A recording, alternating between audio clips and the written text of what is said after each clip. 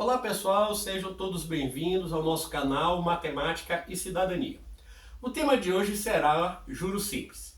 Primeiro vamos ver a diferença entre juros simples e compostos. Suponha que eu tomei R$100 a taxa de 10% simples e vocês R$100 a taxa de 10% compostos. Isso ao mês. Depois de um mês eu estou devendo 110. E vocês também estão devendo 110. No segundo mês, eu estou devendo 120. E vocês estão devendo quanto? 121. No terceiro mês, eu estou devendo 130 e vocês estão devendo 133,10. Já perceberam a diferença entre juros simples e compostos? Se não, vamos ver qual é. Nos juros simples, a taxa é sempre em cima do valor que você tomou emprestado. Já nos juros compostos, a taxa é sempre em cima do último valor. Então, primeiro temos 10% de 100, depois 10% de 110, depois 10% de 121 e aí a dívida vai crescendo. Lembrando agora também os elementos dos juros, tanto simples como composto. O valor que a gente toma emprestado é chamado de capital. Então esses R$100 que a gente toma emprestado é chamado de capital. Supondo que eu paguei 130, esse 130 é chamado de montante. Montante é a soma do capital com os juros. Então, meu montante aqui é de 130. O valor que eu paguei a mais, além do dinheiro que eu tomei emprestado, é que são os juros. Então, no caso aqui, nós tivemos juros de R$30. E essa porcentagem aqui, essa taxa, é a taxa de juros. Essa aqui é a fórmula que eu gosto de usar para juros. Se você não vai usar uma calculadora, a melhor fórmula para calcular juros simples é essa aqui. É uma fórmula que você pode se lembrar de inglês, da palavra cidade em inglês. City, capital, vezes taxa, vezes tempo, dividido por 100. Quando estamos usando uma calculadora ou usamos taxa decimal, você pode simplesmente usar City. Capital vezes taxa vezes tempo. Vamos ver nosso primeiro exemplo. Suponha que você aplicou R$10.000 no CDB com taxa de 2% ao mês durante 2 meses.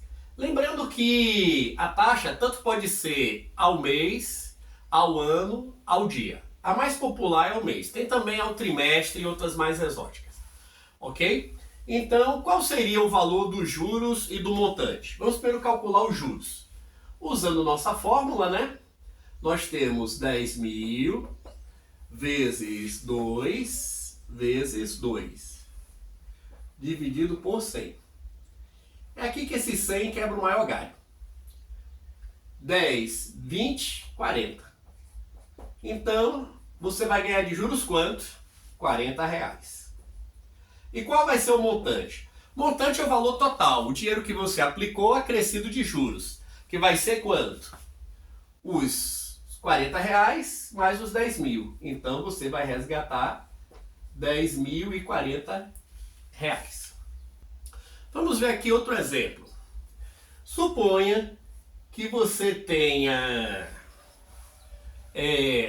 contratado um empréstimo de R$200 com taxa de 3% ao mês para pagamento em 20 dias. Veja só, primeira coisa que você tem que saber é que existe o tempo real e o comercial. No comercial, todos os meses tem 30 dias. Geralmente nas questões de matemática, do Enem, concurso e tudo mais, se usa mês comercial e não mês exato, mês correto. Então vamos usar o mês comercial. Então como é que fica a fórmula? Nós teremos 200 vezes 3 Como foi 20 dias, 20 sobre 30, dividido por 100. Então nós vamos dividir o tempo por 30. Por quê? Porque não chegou a ter um mês completo. Então se houver frações, a gente faz essa divisão por 30. Então teremos o quê? Cortamos aqui, né? Aqui também. Então você vai ter que os juros é quanto? 6 dividido por 3, que dá 2. Então, o valor dos juros é R$2 e o montante que a pessoa vai pagar será R$202.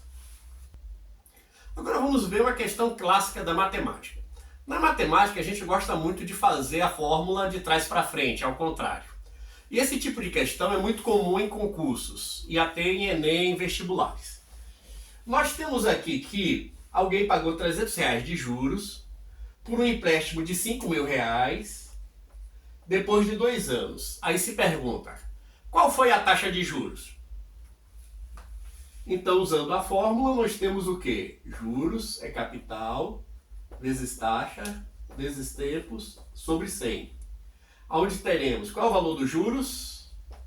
300, capital 5.000, a taxa não sabemos, o tempo é 2, dividido por 100. Então nós teremos o quê? Cortando 0 com 0, 300 é igual a 100i. Logo, nós temos aqui uma taxa maravilhosa.